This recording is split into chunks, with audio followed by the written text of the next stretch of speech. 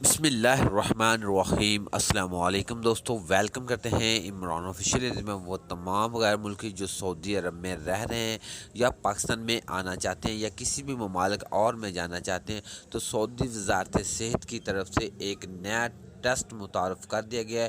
وہ تمام غیر ملکیوں کے لیے بہت فائدہ مند ہے اور بآسانی یہ ٹیسٹ ہو سکتا ہے۔ تو اس کی کیا کیٹیگری ہے وہ آپ کے ساتھ شیئر کرتے ہیں۔ تو آپ کے لیے ویڈیو بہت امپورٹنٹ ہے، تمام غیر ملکیوں کے لیے جن لوگوں نے سعودی عرب کا سفر کرنا ہے یا چھٹی واپس اپنے کسی بھی ممالک میں جانا ہے، پاکستان، انڈیا، بنگلہ دیش، کسی بھی ممالک میں واپس جانا ہے، تو ان کے لیے یہ ٹیسٹ لازمی ہے۔ تو مکمل ڈیٹیل آپ کے ساتھ شیئر کرنے سے پہلے اپنے پیارے سے دوستوں سے گزارش کرتے ہیں، ویڈیو اچھی لگے تو ویڈیو کو لائک اور چینل کو سبسکرائب کر لیں۔